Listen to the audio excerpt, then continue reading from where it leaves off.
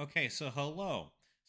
I have a new setup that's also going to be literally changing the next day. So there you go. We'll see how the audio levels are for these two videos probably we're going to make. Anyway, I saw this video on just browsing YouTube and I was like, you know what? I should probably have my input on that because I'm like that, I guess. Anyway, so we're going to be reacting to or verifying whatever we call this, ranking Roman provinces from worst to best. Okay, I'll leave the original creator's video in the description, so please go check that out if you don't want this extended version where I talk for way too long. Okay. Otherwise, thank you for supporting this channel, and if you could leave a like, that'd be great. Otherwise, let's get to it. The Roman Empire encompassed provinces of about 5 million square kilometers. But not every Roman province was like the other. Some were poor, some were rich. Some recruited great legionnaires, while others were totally useless. Salve mates, I hope everything is covered in Tuscan sunshine at your end. In today's video I'm gonna be ranking the Roman provinces from the worst to the best between the 1st and the 5th century. This ranking will be based on 5 criteria: economy, emperors, recruitment, defensiveness and inclusion. So now, without further ado, let's get to number 18, the worst ranked Roman province.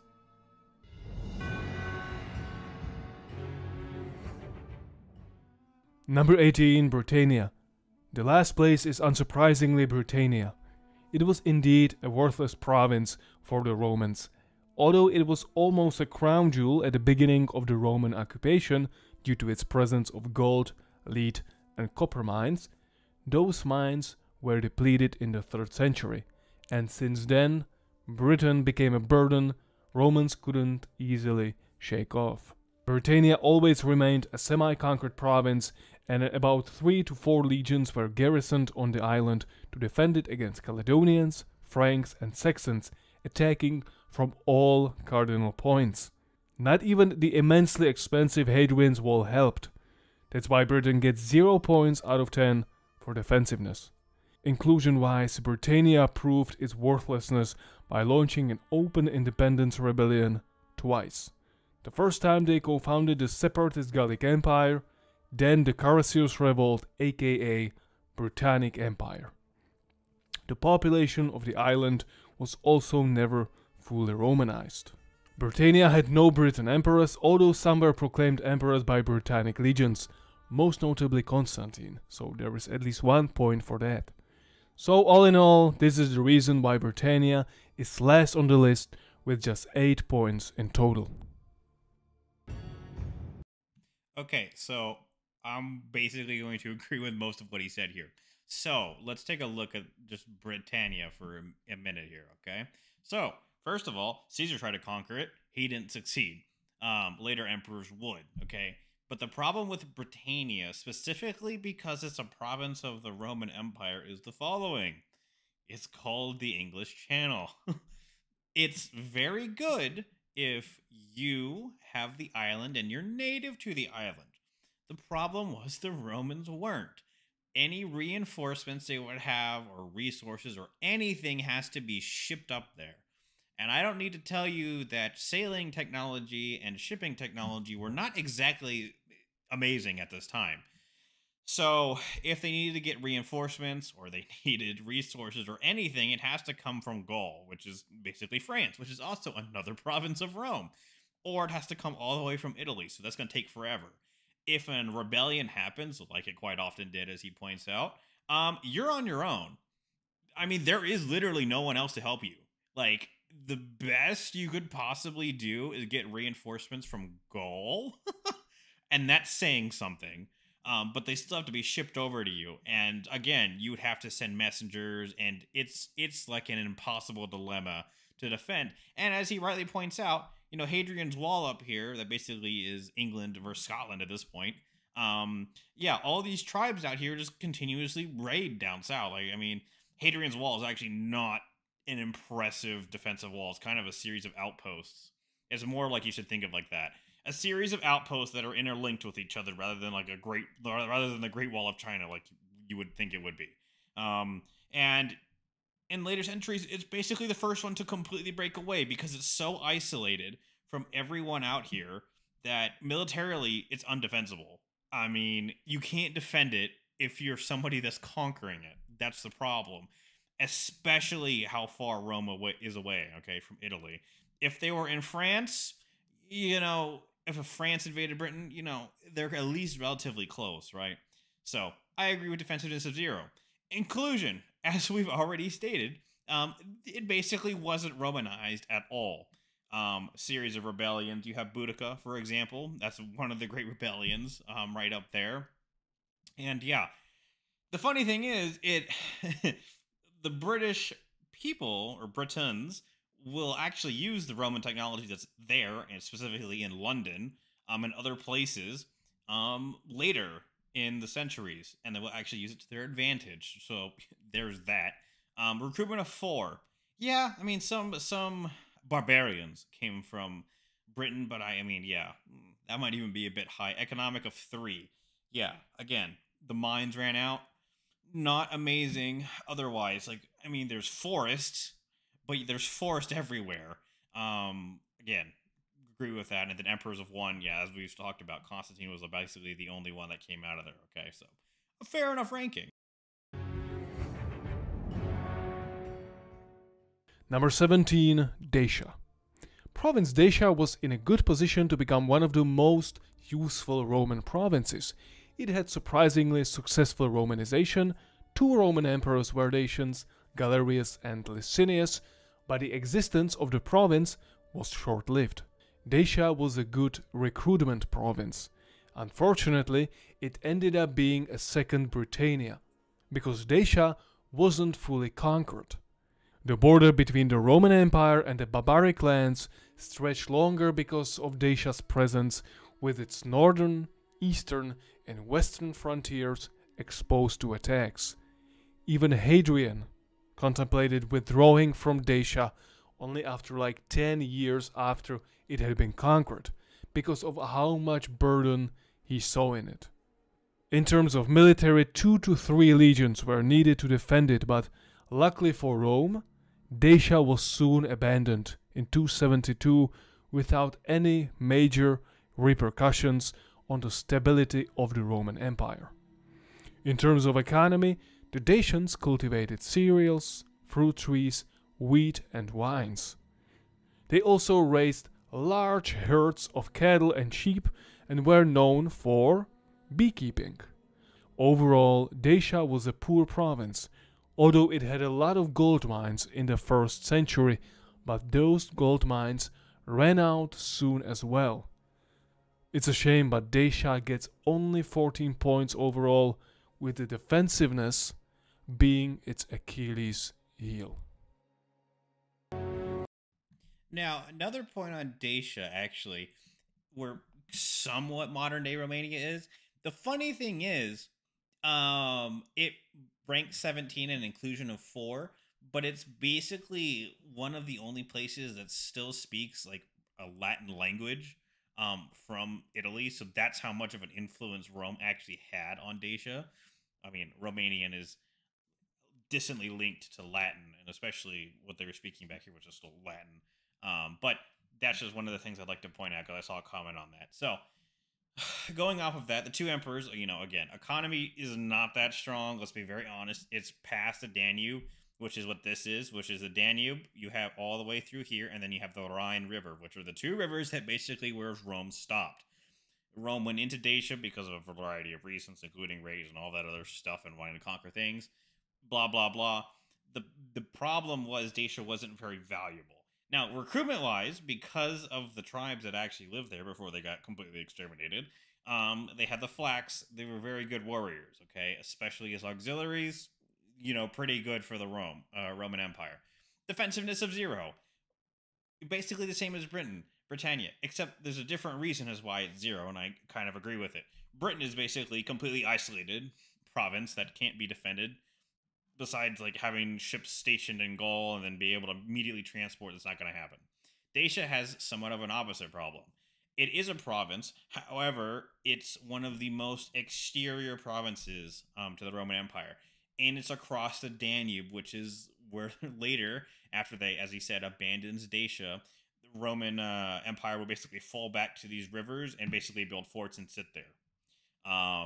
And that works for them. But Dacia is an outlier because it's across the river, so it's very, very, very hard to defend. And a lot of barbarians will come from this general area later in the empire. So yeah, there you go. So and a four for inclusion because Romanians basically speak Latin, somewhat distant language kind of thing. So there you go. with the defensiveness being its Achilles heel. Mr. XVI. No, it is a number at 16. Number 16, Sardinia and Corsica. Corsica and Sardinia didn't have the best reputation among ancient Romans. Both islands became trivial gains compared to the Roman Empire's other provinces. The Romans regarded both the islands and their peoples as backward and unhealthy, probably due to the long-standing presence of malaria. The funny thing is that won't really change even when Napoleon's there. Everyone still thinks the islands are backwards. The malaria thing is very interesting to me, though. Mostly because I've never heard of malaria being on islands out this far north in Europe. Like, again, the main reason why Africa wasn't historically colonized for a very long time until the very end of the 18th century. Like, we're talking like the interior of Africa here, not the coastline. The reason it was because malaria was the white man's killer, okay? White man's death. It would kill everyone that tried to go into Africa, basically, that wasn't African. So hearing malaria that's on Corsica and Sardinia is kind of baffling to me. If you have more information on specifically why it was like that, please leave it in the comments. I would love to know. Overall, neither Sardinia nor Corsica weren't important money-making provinces, nor culturally important, nor they provided soldiery. Although Sardinia provided Rome with wines, olives and salt, but Corsica provided nothing, although its capital, Aleria, was an important naval base. From both islands the Romans did not receive much spoil, and the inhabitants didn't bother to learn anything Roman. Strabo, depicting the Corsicans as bestial people resorting to living by plunder, said that whoever has bought one regrets the waste of his money. And also Cicero referred to the Sardinians as ill-disposed. On the other hand, neither Corsicans nor Sardinians never defied the Roman power, and nobody ever bothered to attack them, so there was no garrison needed on those islands. Which is why they got in front of Britannia and Dacia with respectable 18 points. We'll just back up here. Because again, I'll just say this out front. Rome is not exactly my specialty, especially the Empire period. I mean, I know probably more than most people, but don't expect me to know everything.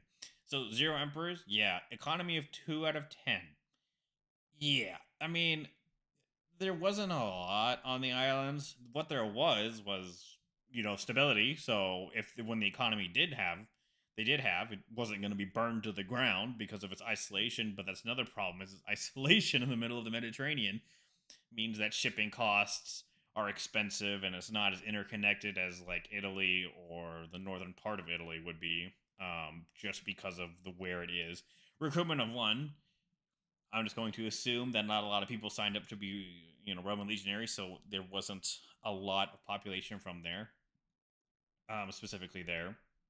And it's not like Dacia, where there was a lot of barbarian recruitment. I'm just going to keep using the word barbarian because that's what they did. So there wasn't a lot of barbarians on Corsica and Sardinia, kind of ish Romanized.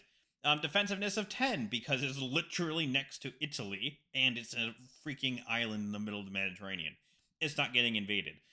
At best, again, Rome had to basically invade Sardinia or Corsica and Sardinia during when they were at war with Carthage during the wow, this is breaking my brain here. I'll come back to you. Hang on. Yeah, so sorry for my brain aneurysm there. The Punic Wars. Wow, my brain does not work. Yeah, so the Punic Wars where Rome basically had to invade Corsica and Sardinia and take it from Carthage. After that point, I mean, there was no other big Mediterranean power that could even challenge Rome, so the island was basically completely safe. So yeah, 10 out of defensiveness, an inclusion of 5, which makes sense because some of them speak Italian today, and the other island, Corsica, is French for a variety of reasons. But I mean, they basically just sit there. So inclusion, I'm assuming at 5, it's not that bad. So there you go. Garrison needed on those islands. Which is why they got in front of Britannia and Dacia with respectable 18 points.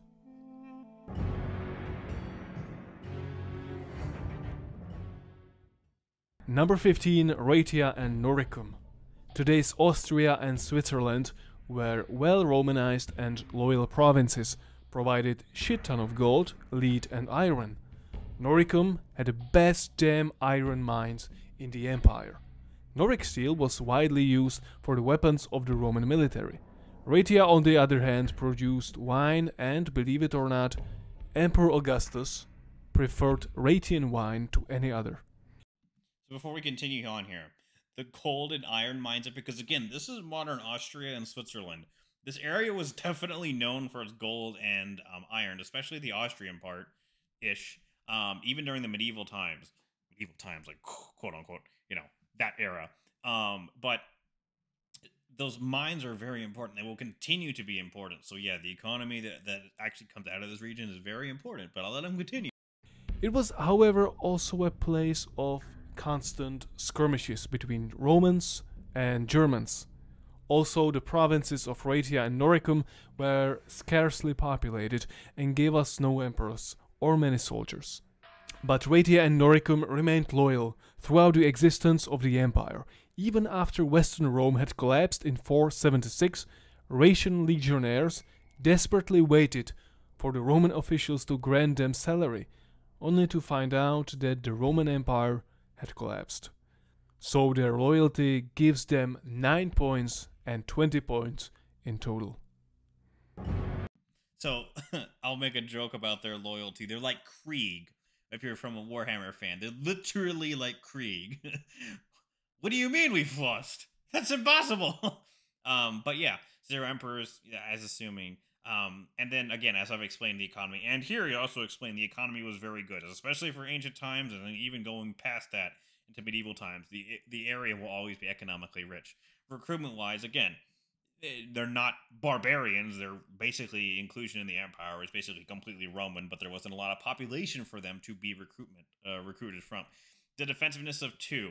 Now the Danube does extend up here, and the Rhine does extend a bit, but it's still open to the interior of Germania, as it was properly called back then, which leaves it exposed, and it will be continuously hit from barbarians continuously raiding their lands, all the way till the Roman Empire basically falls. And an inclusion of 9, as he's gone over, they're the Krieg of the Roman Empire. They refuse to let it go and will die proudly with the Empire, and did so, more or less. In total.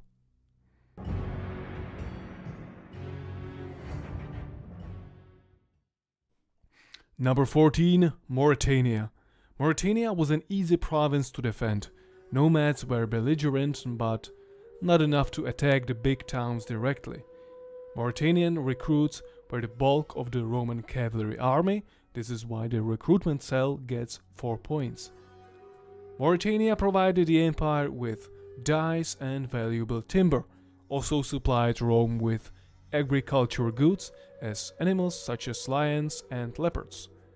However, the province was scarcely populated and therefore not terribly economically important, especially in comparison with its neighbor, Africa.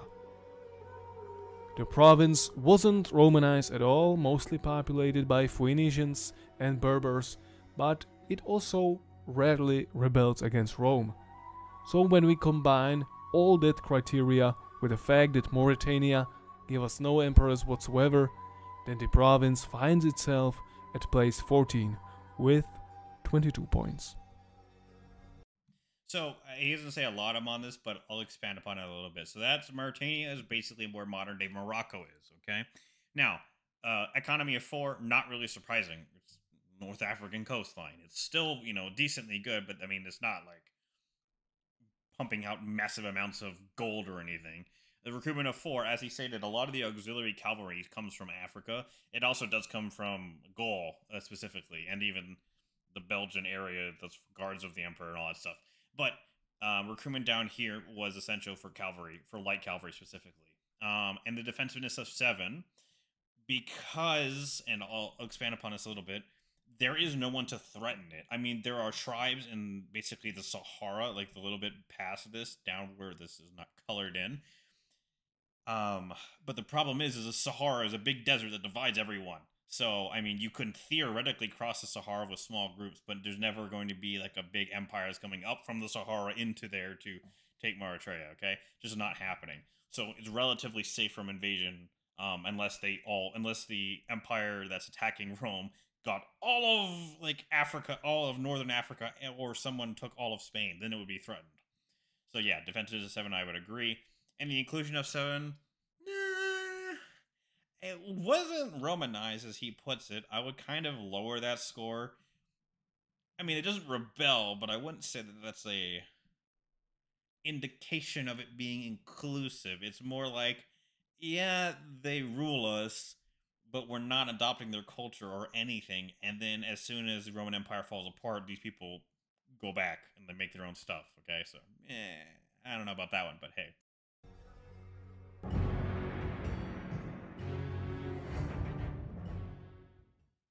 Number 13, Sicily. The beautiful island of Sicily was a Romanized and obedient province during the days of the Roman Empire.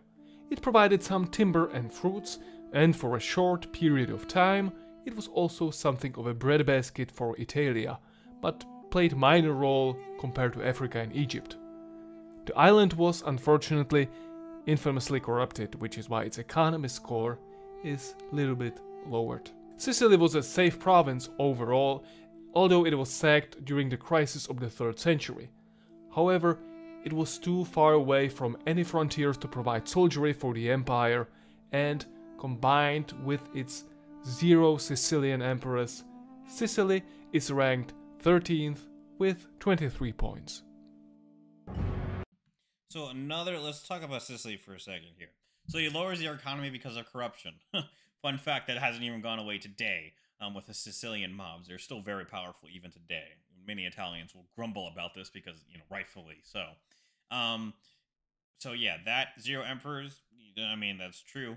Recruitment of 0, mostly because they're not being recruited to fight on the frontiers, but again, they would still be in the Roman legions if they wanted to volunteer. Defensiveness of 9, I mean, you could basically put it at a 10. Mostly because, I mean, they have to go through your entire core province of Italy to get to Sicily. I mean, otherwise it's completely untouchable.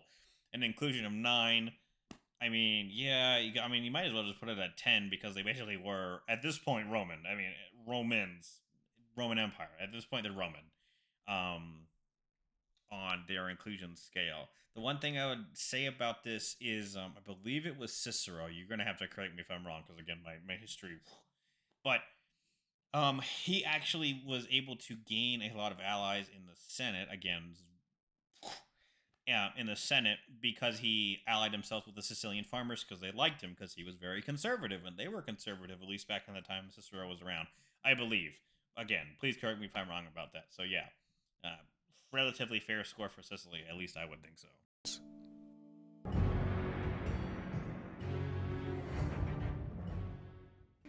Number 12, Cyrenaica and Crete. Not much happened on the island of Crete during its Roman period. It offered elite archers, and the island got sacked once during the 3rd century, but overall it was an uneventful backwater province, although with no rebellions. Cyrenaica, which revolted only once during rule of Emperor Trajan, was much more economically important than Crete. Its economy was mainly based on its vast agricultural wealth, as loads of grain and various Mediterranean specialty crops were grown and exported throughout the empire. Great herds of sheep and other livestock were maintained, and some quantity of precious metal was available. Cyrenaica was very important for growing medical herbs, especially silphium, which Romans used for everything. It was basically an ancient combination of today's paracetamol and Viagra.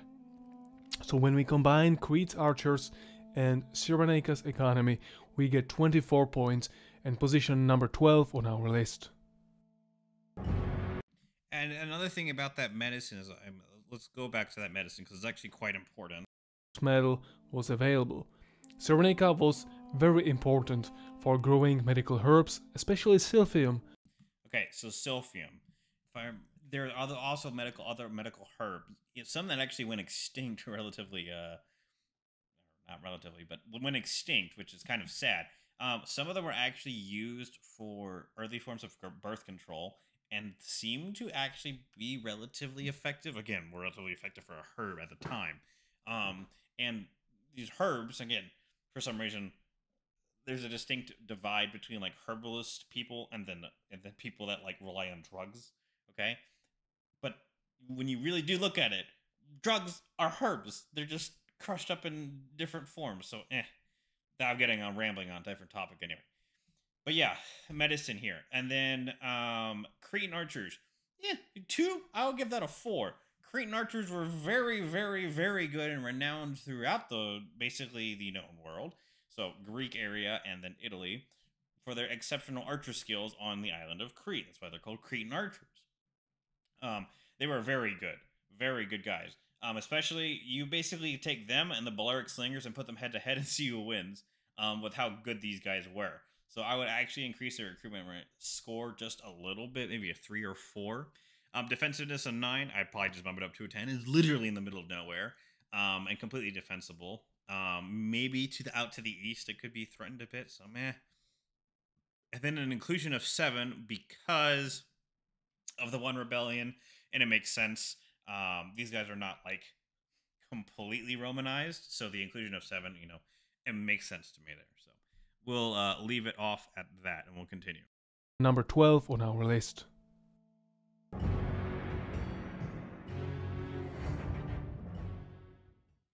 Number 11, Gaul. The famous region of Gaul, conquered by Julius Caesar, ranks 11th on our ranking of Roman provinces. In terms of economy, southern Gaul, Narbonensis, was a big supplier of wine and was much richer than central and northern Gaul.